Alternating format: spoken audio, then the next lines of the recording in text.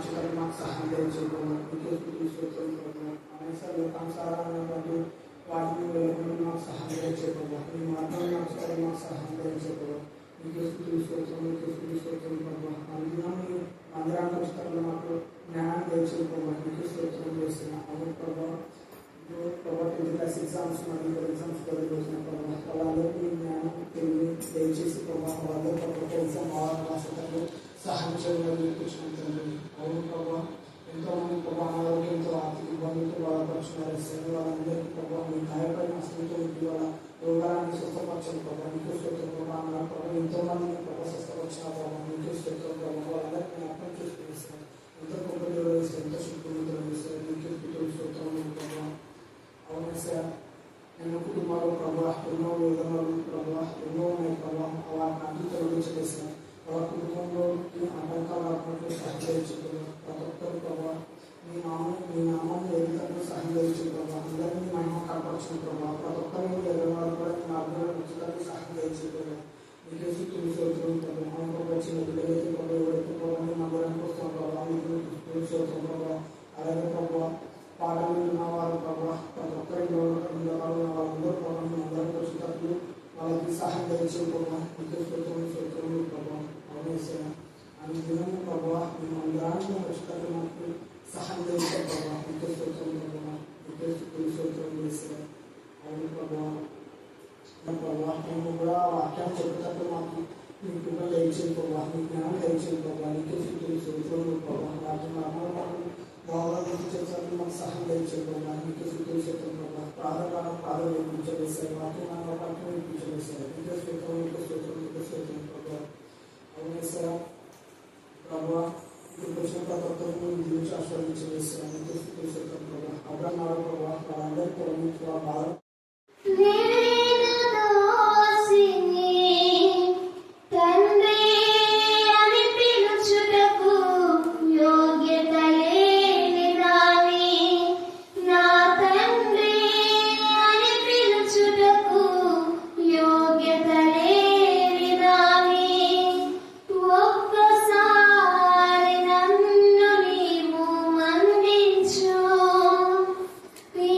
ఒక్కసారి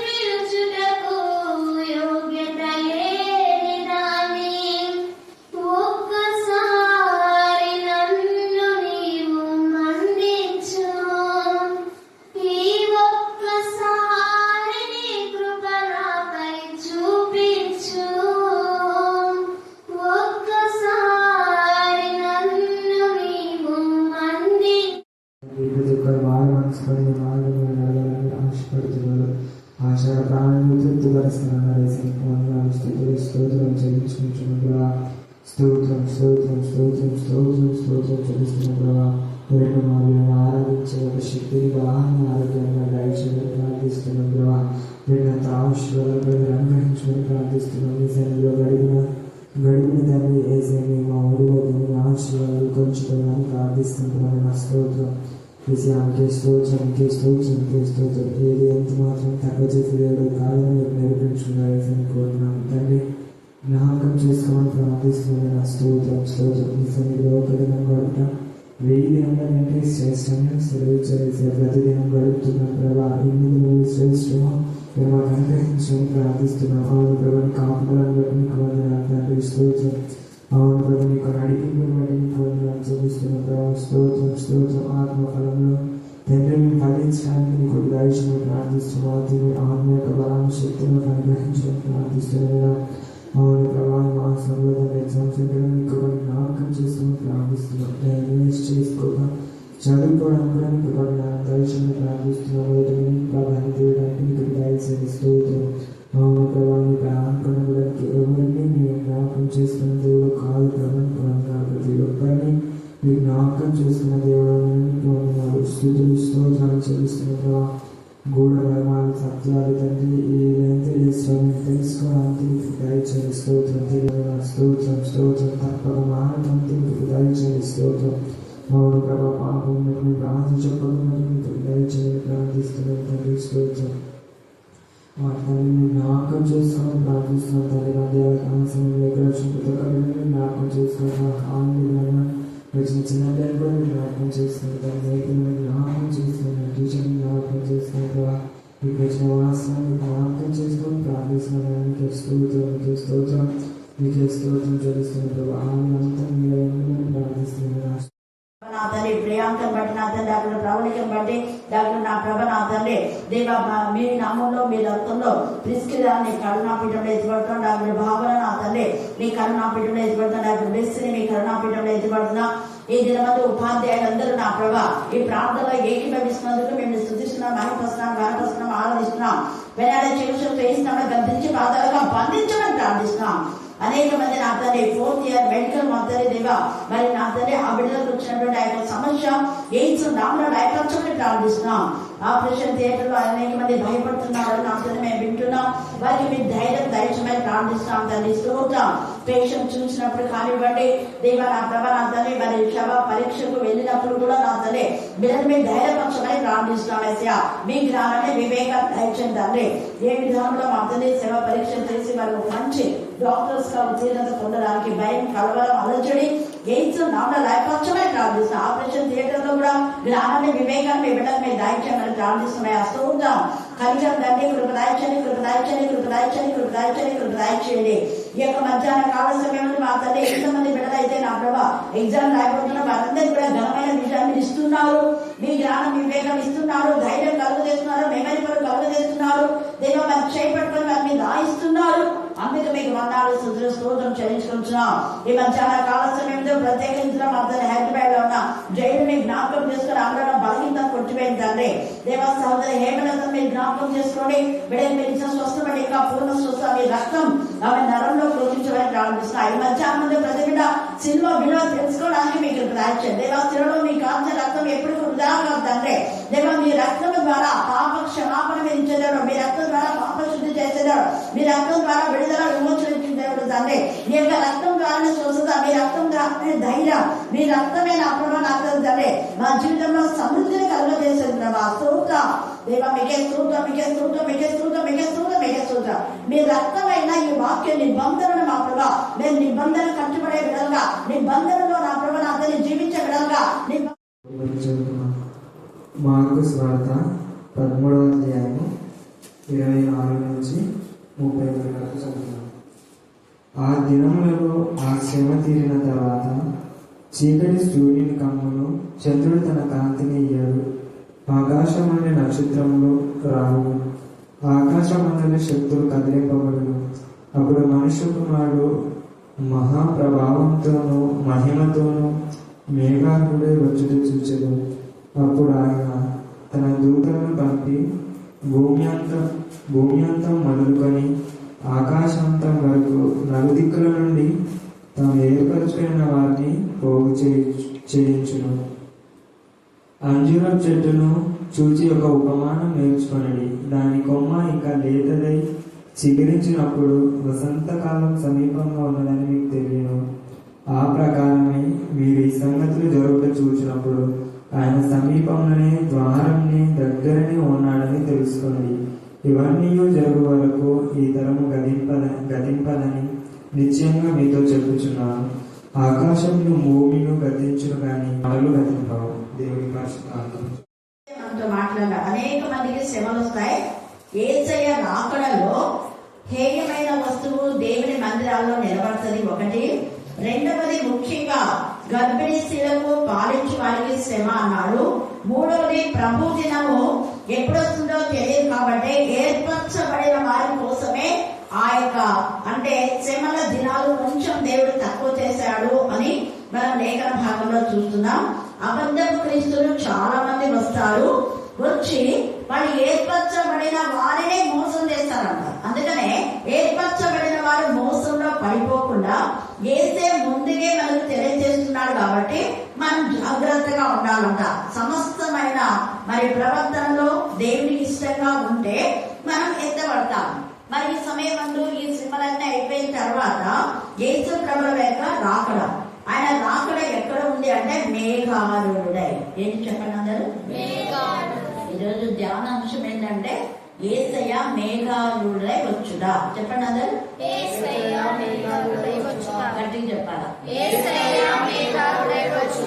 అంతేనా ఈశ్వరా? యేసయ్య మేఘారుడై వచ్చుడా. యేసయ్య మేఘారుడై వచ్చుడా అనేది ఒక సూచన. అంటే మేఘారుడై వస్తాడు ఆయన.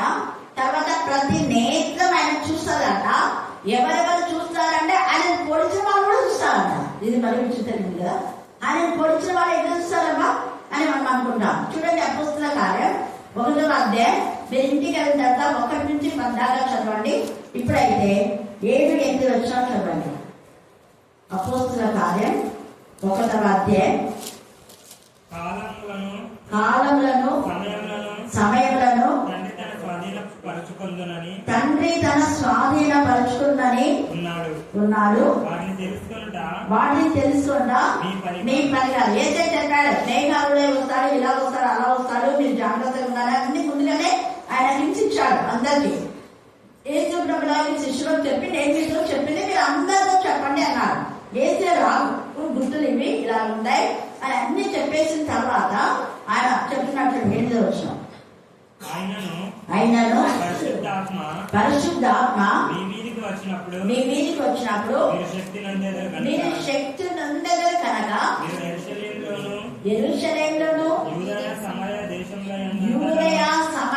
దేశంలో అంతటను భూదిగంతముల వరకు యేసుకు సాక్షులు అంట. భూదిగంతాలకు మీరు సాక్షులుగా ఉండాలంటే మనల్ని ఇక్కడ సాక్ష్యం చెప్పడానికే భయపడతారు. ఇక్కడ సాక్ష్యం చెప్పాలి. ఏం సాక్ష్యం చెప్పాలా? పలానా వాళ్ళు సాక్ష్యం చెప్పలేదు కదా, వీళ్ళు సాక్ష్యం చెప్పలేదు కానీ తప్పుడు బోధన చేస్తుంటారు. అందుకనే ఇక్కడ మోసపోద్దు అంటున్నాడు. మీరు భూదిగంతాలకు సాక్షులుగా వెళ్ళాలా అంటే సహవాసంలో సాక్ష్యం చెప్పాలి, ఇంట్లో చెప్పాలి, సమాజం చెప్పాలి. నువ్వు వెళ్ళినటువంటి ప్రదేశంలో, నువ్వు బస్సులో, ఆటోలో ఎక్కడ పోతున్నా దేవుడు ప్రతిరోజు ఎన్నో మేలు చేసిన వాటన్ని గురించి సాక్ష్యం చెప్పాలి. అన్నిటికంటే ముఖ్యంగా రక్షణ గురించినటువంటి సాక్ష్యం.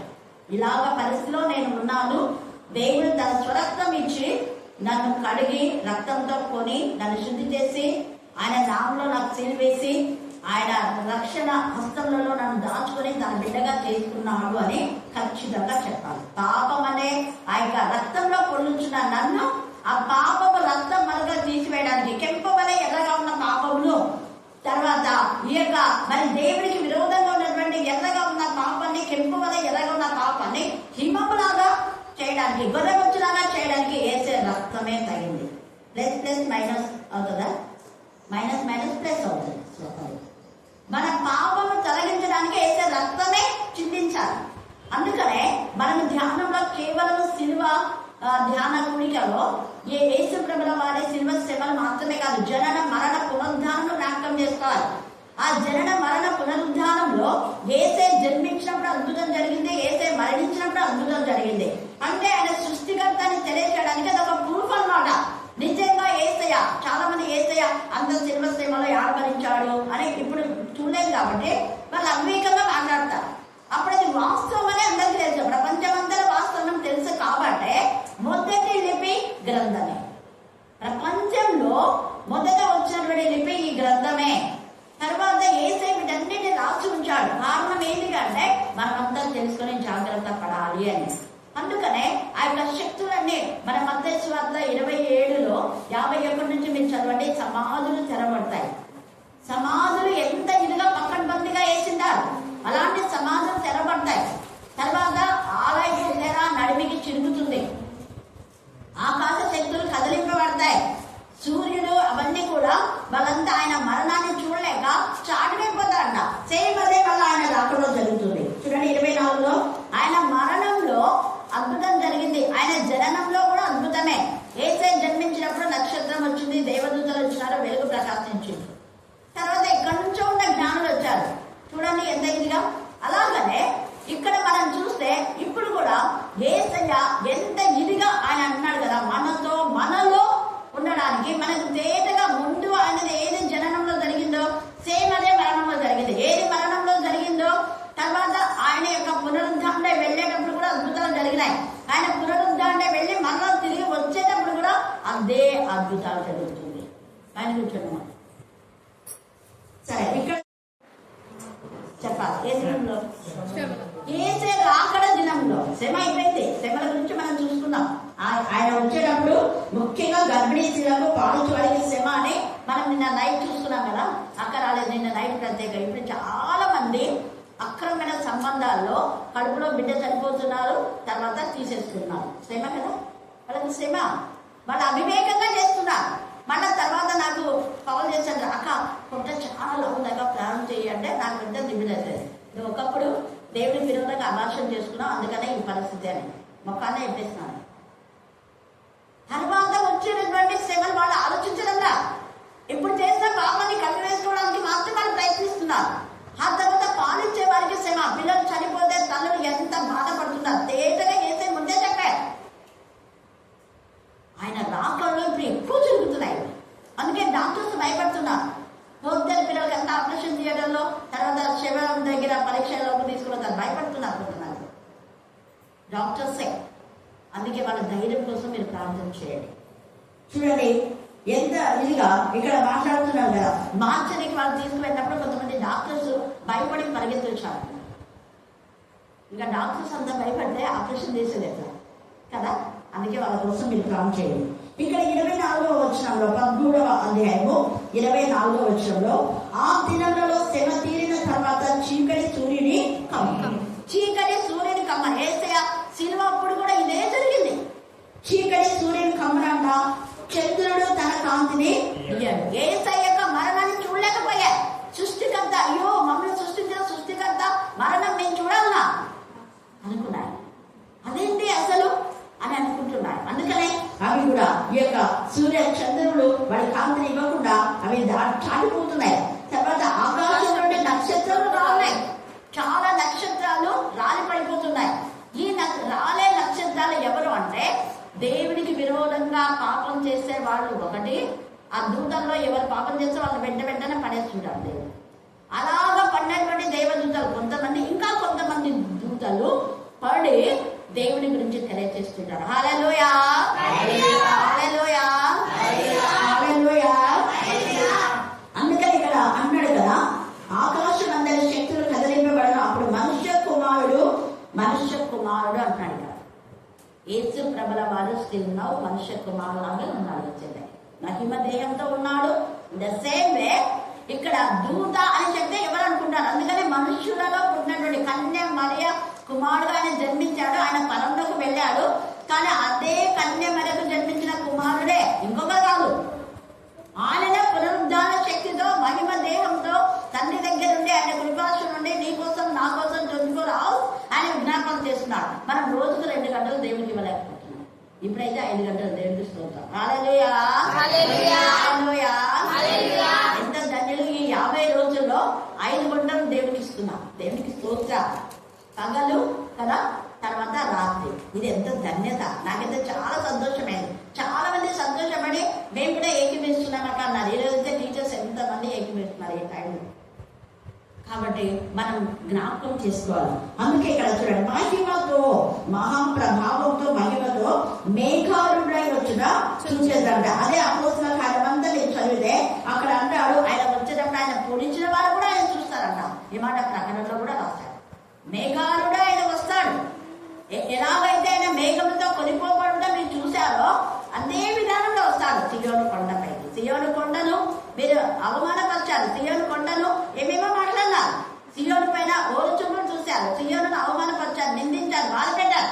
మీరు ఎవరు నిందించారో, ఎవరు బాధ పెట్టారో, ఎవరు మరి ఆ తోసి వేశారో సియోను కొండ, అదే సియోను కొండపైకి యేసయ్య రాబోతున్నాడు. హల్లెలూయా, హల్లెలూయా, హల్లెలూయా, హల్లెలూయా. అందుకే మహాప్రభావంతో, అంటే ఎంత ప్రభావం అంటే ఆ ప్రభావాన్ని చూడలేదు. అయితే దేవుని పిల్లలకు ఆత్మ నేత్రం తెరవదు. ఇక్కడ ఒక సీక్రెట్. యేసయ్య మేఘారుడై వచ్చేటప్పుడు అంటే ఆ ప్రభావాన్ని చూడలేక ఆయన మేఘం కప్పుకుంటాడు. ఈ లోకంలో విడిచిపెట్టబడిన వాళ్లకు అది అర్థం కాదు.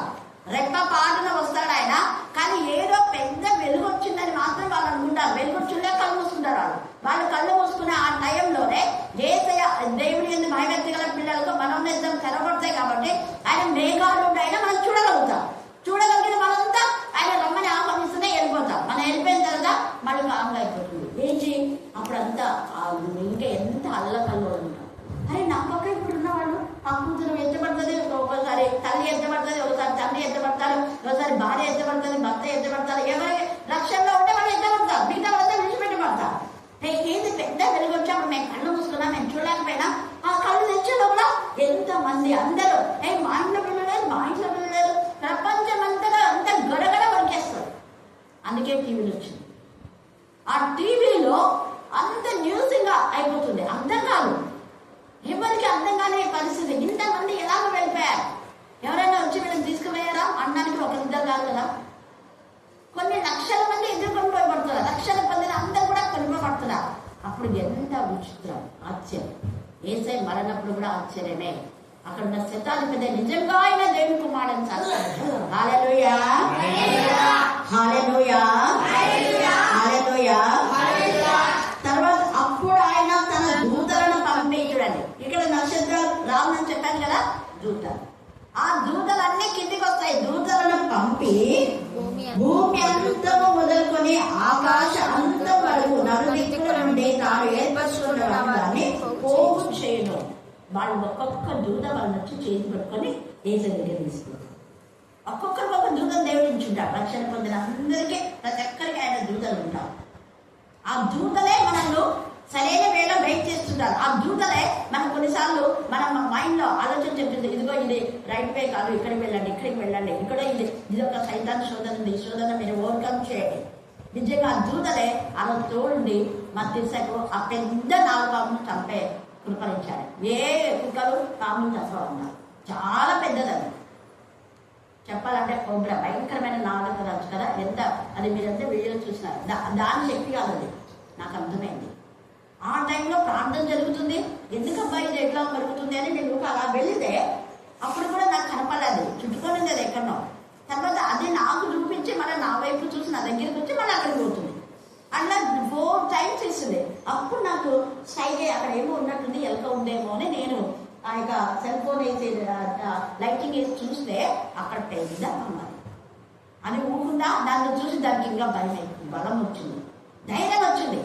అంతవరకు మరిగేది నేను అక్కడ నిలబడితేనే దాని కాలు పెట్టి దాన్ని బయటికి లాగా అని భయపడేది పారిపోతుంది. ఈ మధ్యాహ్న కాలంలో అప్పవాది మనం చూసి పారిపోవాలి, అది భయపడి ముచ్చుకుపోవాలి. దాని తల పట్టుకొని దానికి చిరగొట్టడానికి అనిపిస్తుంది. ఆ తలంతా ఇలా ముచ్చుకొని అది దగ్గరికి ఎగిరిపోతుంది. ఇది కాలుతో లాగుతుంది. తర్వాత ఎట్టకెళ్ళి పట్టేసింది. చచ్చిపోయి ముందు ఇంత పెద్ద పడగ ఎత్తింది. అంటే అది నోరు తెచ్చింది. పెద్దగా పడగ ఎత్తేసరికి నేను కలతో కొట్టినా. కొట్టేసరికి ఇంకా ఎంతో సంతోషపడుతుందో నాకు తెలుసా. ఒక ఊపి ఊరిపోతే తల్లి ఒక ముందు ఊపొద్దులే, నేను చంపేస్తున్నాను దాన్ని చంపేస్తున్నావు, నువ్వే చంపేస్తావులే కాంగ్రెస్ అని నేను చెప్తుంటే అది ఇంకా ఎంత ఇదిగా హల్లెలూయా హల్లెలూయా. అందరు చాలా మంది నుంచి చూస్తున్నారు. అసలు గూడులోనే అందరికీ నిజంగా ఇది ఎంత వార్త అది నేనన్నా అది దాని గొప్ప ఈ గొప్ప కానీ మేమంతా ప్రార్థన చేసుకుంటున్నాం.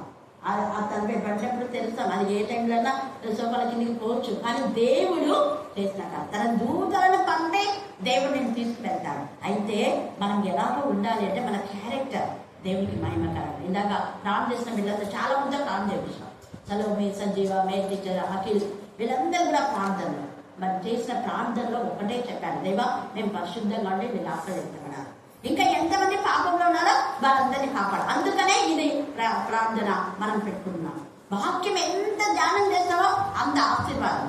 ఎంత ఎక్కువగా మన వాక్యం ధ్యానిస్తే ఈ ధ్యాన వాక్యం ఏమవుతుందంటే ఒక్కొక్క రాయిని మనం పరలోక రాజ్యంలో కట్టుకునే ఇంటికి పెంచుకుంటున్నాం. ఇంకా మీరు అర్థం చేసుకోండి.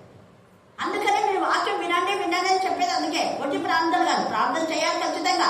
కానీ మనలో ప్రార్థన చేయండి అంటున్నారు. వాక్యం అనేది ఇహమందు నీకు ఇహ సంబంధమైన ప్రతి ఆశీర్వాదం దేవుడిస్తాడు. ఇది సేమ్ వే పరమందు నీకు దేవుడు ఒక చక్కటి గృహాన్ని, చక్కటి ఆ యొక్క కిరీటాలు దేవుడు ఏర్పాటు చేస్తున్నాడు.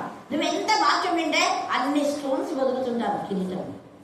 కొన్ని కిరీటాలు ఎక్కువ స్టోన్స్ ఉన్నాయి, డైమండ్స్ బాగా ఖరీదైనాయి. కొన్ని కిరీటాల్లో ఆ డైమండ్స్ ఉన్నాయి, కొన్నిలో ఒక రెండు ఉంటాయి.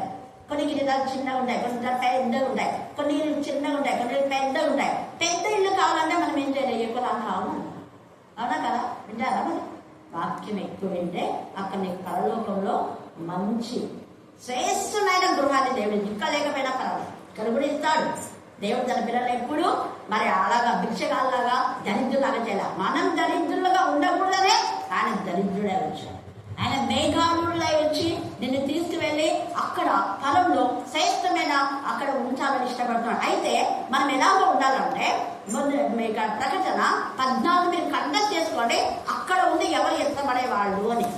ప్రకటన 14:4-5 వచ్చినా చూడండి. వీరు అంటున్నారు ఎవరు వాళ్ళు అంటే ఎత్తబడేవాళ్ళు, పరిశుద్ధంగా ఉండేవాళ్ళు. అక్కడ 144,000 మంది సీల్ చేయబడిన వాళ్ళు ఉన్నారు, ఇశ్రాయేలు యొక్క సంతతి. ఆ తర్వాత ప్రకటన 7 కిందిలో లెక్కలేని జన సమూహం ఉంది, ఖర్జూరం బట్టలు పట్టుకున్న వాళ్ళంతా. ఇంకా అంటే ప్రతి జాతి, ప్రతి వంశం, ప్రతి తెగల నుంచి దేవుడు ఏర్పాటు చేసుకున్నారు. అయితే ఈ ఏర్పాటు చేయబడిన వాళ్ళు కానివ్వండి, ఈ 144,000 మంది కానివ్వండి, వీళ్ళు స్త్రీ సాంగత్యంలో ఎలా ఉన్నారంట? అపవిత్రులు కాదు. స్త్రీ సాంగత్యం ఎరుగని వారు. 2 స్త్రీ సాంగత్యం ఎరుగని వారు అంటే అవివాహితులై పరిశుద్ధంగా చచ్చిపోయే వరకు ఉండేవారు. కొంతమంది వివాహం చేసుకోకుండా కూడా దేవుడి విరోధంగా పాపం చేస్తే వాళ్ళు ఎక్కడికి రారు. అలాగనే ఒక్క పురుషుడికి ఒకే స్త్రీ కాబట్టి స్త్రీ సాంగత్యం అపవిత్రులు కాని వారంటే వాళ్లకు దేవుడు ఇచ్చిన పరిశుద్ధమైన భార్యతోనే వాళ్ళ జీవితం సహగమనం చేసేటటువంటి భర్తలు లేదా భార్యలు. భార్యలు ఒకే భర్తతో సహగమనం చేసేటటువంటి భార్యలు. అలాగనే భర్త లేకుండా పరిశుద్ధంగా ఉన్నటువంటి స్త్రీలు ఎవరి కన్యకలు. అనేక మంది కన్యకలు నాజీలు చేయబడిన వాళ్ళు. కొంతమంది కన్యకలుగా ఉండి ఈ యొక్క నన్స్ అని మనం చూస్తాం, దేవుని విరోధం చేస్తారు. అలాంటి వాళ్ళు కాదు. వీళ్ళు తేటగా రాశారు, అపవిత్రులై ఉండకూడదు. అపవిత్రులుగా ఉన్నటువంటి వాళ్ళు వీళ్ళను దేవుడు ఏర్పాటు చేసుకుంటారు. తర్వాత మనం చూస్తే ఈ యొక్క 14వ అధ్యాయంలో 2 కొడవలు ఉన్నాయి. టైం లేదు కాబట్టి మీరు చదువుకోమని చెప్తున్నా. ఆ 2 కొడవల్లో మొదటి కొడవని వేసినప్పుడు ఏర్పరచబడిన వాళ్ళు వాళ్ళను గదులలో దేవుడు ఉంచుతాడు. అందుకే మొదటి కొడవల్లోనే మనం ఇక్కడ సిద్ధపరుస్తున్నాడు. మొదటి కొడవల్లో ఏర్పరచబడిన వాళ్ళ దూతలంతా వచ్చి వాళ్ళు పైకి తీసుకుపోతారు. ఈ ఏర్పరచబడిన వాళ్ళు, ప్రత్యేకించబడిన వాళ్ళు, ప్రతిష్ఠించబడిన దేవుని చేత పిలువబడినవాడు. రోమా 1వ అధ్యాయం 1-3 చదవండి. పత్రికలంతా వింటుంది. దేవుని చేత ఏర్పరచబడిన వారికి కనికరము, కృప, సమాధానం. కనికరం, దేవుని కనికరంతో మనం కడిగి శుద్ధి చేసి ఆయన తీసుకుపోతాయి. ఆయన కృప చొప్పున మనం వెళ్తున్నాం. మన నీతి, మన భక్తి, మన శక్తి కాదు. అక్కడ నిత్యమైన సమాధానం, నిరంతరం ప్రిన్స్ ఆఫ్ పీస్. ఆయన సమాధానపు రాజు. ఇక్కడ సమాధానం ఒక రోజు ఉంటే ఒక రోజు లేక ఉండొచ్చు, కానీ అక్కడ నిరంతర సమాధానం. ఇక్కడ కూడా ఎవరైతే వాక్యంలో ఉన్నారో వాళ్ళకు నిరంతర సమాధానమే. ఎందుకు? వాక్యంలో నింపబడినారు కాబట్టి ఇంకా దేని గురించి వాళ్ళు ఆలోచించారు. ఏదైనా శోధన వస్తే అప్పటికప్పుడే ఇంకా అంతే. అందుకనే ఈ మధ్యాహ్న కాల సమయంలో వాక్యమే మనకు ప్రిన్స్ ఆఫ్ పీస్. ఆయన నిబంధనకు గుర్తు. ఆయన రక్తం అంటే ఈ వాక్యమే. ఇది నిబంధన, కొత్త నిబంధన. ధ్యానం చేసినప్పుడు 100% వాక్యం గుర్తు రావాలి. వాక్యంతో ఉదక స్నానం చేయబడాలి, వాక్యంతో నింపబడాలి, వాక్యంతో నడిపించబడాలి, వాక్యంతో స్వస్థపరచబడాలి, వాక్యంతో బలపరచబడాలి. వాక్యం ద్వారానే అపవాది క్రియలు లయపరచాలి. హల్లెలూయా, హల్లెలూయా. అందుకే అక్కడ తేజగా పరిశుద్ధాత్మదేవుడు మాట్లాడుతున్నారు. తర్వాత రోమా 8 చదవండి. అంటే తండ్రి అయిన దేవుడు తన దూతలను పంపి ఎవరినెవరిని ఏర్పాటు చేసుకుంటారంటే పరిశుద్ధులుగా ఉన్నవాళ్ళు అని చూసుకున్నామా. తర్వాత రెండవది, ఇప్పుడు క్రీస్తు యేసునందు ఉన్న వారికి ఒకప్పుడు ఎప్పుడో మనం నీతిమంతులుగా ఉన్న 30 ఏళ్ల క్రితం అంటే చల్లదినం. ఇప్పుడే యెహెజ్కేలు 30 కూడా చదవండి. అంతవరకు నీతిని కాపాడుకొని మరి రాకడలో శ్రమల్లో మనం తట్టుకోలేక నీతిని వదిలేస్తే అది లెక్కలోకి రాదు. అందుకే ప్రతిరోజు ఇప్పుడు క్రీస్తు యేసునందు ఉన్న వారికి ఏ శిక్ష విధియో లేదు. ఇప్పుడే ప్రతిరోజు మనం దేవుని ఆత్మతో కలిసి ఉన్నాం. దేవుని ఆత్మ ద్వారా మనం పుట్టుకోవాలి. ఆత్మ సంబంధంగా మనం ఉండాలి, కానీ లోక సంబంధాలుగా ఉండకూడదు. లోక వ్యవహారాల్లో మనం ఉండకూడదు. మన పనులు మనం చేసుకోవాలి, అంతే. ఒకరిపైన ఆధారపడకుండా కష్టపడాలి, పని చేసుకోవాలి, జీవనం జీవించాలి. అలాగా చేసిన యథార్థంగా నీతిగా నిశ్చయితే ఉండవాలని దేవుడు పుస్తకం. అందుకని 3వ యోహాను 1వ అధ్యాయం 2-3 వచనాలు చదవండి. అతడు దేవుని వాక్యమును గూర్చి యేసుక్రీస్తు సాక్ష్యమును గూర్చి తాను చూచినంత మటుకు సాక్ష్యం ఇచ్చాను. సాక్ష్యం ఎక్కడి నుంచి శిష్యులే సాక్ష్యం పడ్డది. తర్వాత సమయం సమీపించినది కనుక ఈ ప్రవచన వాక్యములు చదువువాడును. కాదమ్మా, నువ్వు ఏం చెప్తున్నావు? 3వ యోహాను, నేను 3వ యోహాను చెప్తున్నాను. 3వ యోహాను 1-2. క్రీడ 2వ యోహాను. ఇక్కడ కూడా ఆత్మ వర్ధించినప్పుడు అన్ని విషయాలు వర్ధలు, ఇది కూడా కండక్ట్ చేయండి. తర్వాత 2వ యోహానులో అమ్మకు ఒక లేఖ రాస్తున్నాడు. 2వ యోహాను రాసిన పత్రిక 2:1-2 వచనాలు. పెద్దనైన నేను ఇప్పుడు యోహాను పెద్దగా అయిపోయినాడు. ఏర్పరచబడిన అమ్మకు అంటున్నాడు. ఇక్కడ అమ్మకొని స్టార్ట్ చేస్తున్నాడు అంటే ఆత్మీయమైన తల్లి. మళ్ళీ అక్కడ కింద ఏర్పరచబడిన తల్లి నీకు వందనాలు చెప్తుంది, పిల్లలు కూడా నీకు వందనాలు చెప్తున్నారు. ఇక్కడ ఏంటంటే 2వ యోహాను మీరు కండక్ట్ చేస్తే సత్యం గురించి ఉంది. పిల్లలందరూ సత్యం అనుసరించి నడుస్తున్నారు. అయితే అందరు కాదు, కొందరు. మీ పిల్లలలో కొందరు సత్యం అనుసరించుతున్నారని విని సంతోషమైంది. అంతకంటే మనకు సంతోషం లేదు. ఏసై కూడా సంతోషిస్తుంది. అలా సత్యం అనుసరించే వాళ్ళని ఏసై తీసుకుపోతారు. ఎప్పుడు క్రీస్తు యేసునందు ఉన్న వాళ్ళని ఏసై తీసుకుపోతారు. మూడోది, అపవిత్రులు కాకుండా పరిశుద్ధతలు కాపాడుకున్న వాళ్ళని ఏసై తీసుకుపోతారు. ఈ 3 మనం గుర్తుపెట్టుకోవాలి. తర్వాత మెలకుగా ఉండే ప్రార్థన చేసేవాళ్ళు. ఇవన్నీ మనం ఉన్నా కూడా మనం అజాగ్రత్తగా ఉండకూడదు. 32వ వచనం చదవండి. మార్కు సువార్త 13:32. ఆ దినమును గూర్చి ఆ గడియను గూర్చి తండ్రి తప్ప ఏ మనుషుడైనను పరలోకమంది దూతలైనను కుమారుడైనను ఎరుగరు. అందుకనే అడగకూడదు మనం. ఎప్పుడొస్తారు దేవ, ఎప్పుడొస్తారు యేసుదేవ, ఎప్పుడొస్తారు, మీకు ఏమైనా తెలుసా సూచన? చాలా మంది నాకు కాల్ చేసి అనుకుంటారు. ఖచ్చితంగా వస్తాడు, కానీ సమీపంగా ఉన్నాడు, ద్వారం దగ్గరనే. అందుకనే అవి అడగకూడదు. మనం ఆలోచన ఉంటే ఎప్పుడైనా రాని ప్రభా మేము లేవనప్పుడు, అది అర్ధరాత్రి వచ్చినో, కోడిపోయినప్పుడు వచ్చినో, ఎప్పుడైనా రావచ్చు. దొంగ వలే వస్తాడు. గాడ్లెస్ సినిమా అది. దొంగ చెప్పొస్తాడా? కాబట్టి మనం అలర్ట్గా ఉండాలి.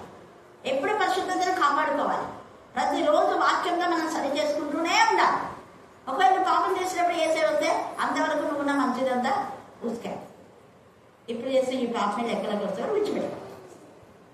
ప్రభా నేను అందరినంత నాకు వాక్యం చెప్తుంది ప్రభా, నేను అదే ప్రభా, ఇది ప్రభా, గంట ఉపవాస ప్రార్థన పోయినప్పుడు అంటే నిజమే. మరి ఈ రోజు ఇప్పుడు క్రీస్తు యేసునందు ఉన్న వారికే కదా శిక్ష లేదన్నారు. ఇప్పుడు క్రీస్తులో ఉన్న వారినే కదా నేను తీసుకుపోయింది. అక్కడ అంతవరకు ఉన్నారు. కన్యకల పరిశుద్ధతను కాపాడుకున్నారు. ఏసై కోసం వచ్చారు, తల్లిదండ్రులు వదిలిపెట్టారు. ఏసై అంటే ఆసక్తి, తపన, తృష్ణ, ప్రభుత్వం కొనిపోవడాలు అంతా ఉండి కూడా ఏసు ప్రభు వచ్చి ఆ క్షణంలో వాళ్ళే ఏమైపోయింది, విడిచిపోయింది. ఇది ఎప్పుడు లైఫ్లో మార్చుకోవాలి. అందుకే బుద్ధి లేని కన్యకలు అన్నారు. బుద్ధి లేని వాళ్ళు కూడా అజాగ్రత్త ఉండకుండా జాగ్రత్త కలిగి ఉన్నారు. అందుకే హృదయం నిండా వాక్యంతో నింపుకోవాలి. ఎప్పుడు గ్రంథాలు ఇవి కొనిపోబడతాయి మనకు తెలియదు. కాబట్టి ఏసై ఎప్పుడు వస్తారో తెలియదు, గ్రంథం చుట్టూ ఎప్పుడు పోతాయో తెలియదు, మన మరణం ఎప్పుడు వస్తుందో తెలియదు. 3 గుర్తుపెట్టుకోవాలి.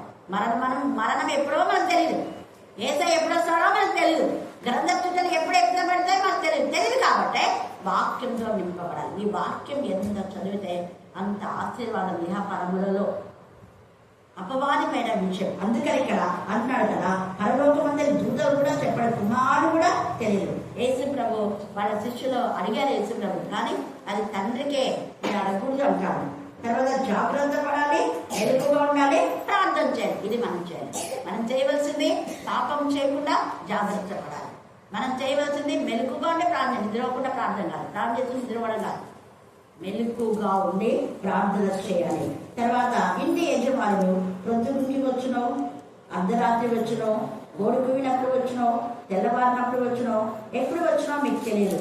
ఆయన అకస్మాత్తుగా వచ్చి మీరు నిద్రపోచుండటం చూచునేమో, కనుక మీరు మెలకుగా ఉండు.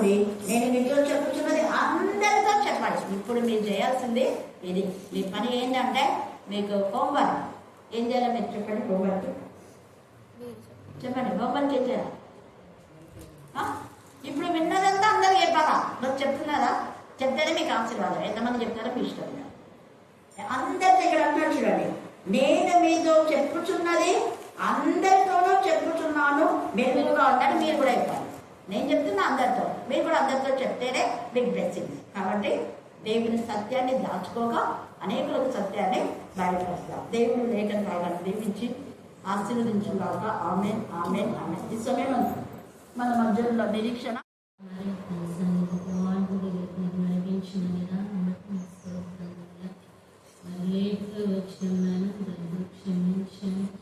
సమయానికి రాలేకపోయిందైనా వాక్యం కొద్ది వాక్యాన్నైనా మా హృదయాల్లో కలింపు చేసిందయ్యా. మరైనా మీరు అర్ధరాత్రి వచ్చిన మెలకువతో ప్రార్థన చేయాలి. వాక్యాన్ని ఎంత చదువుతుంది అంత దేవుని ఆశీర్వాదం ఉంటుందని వాక్యం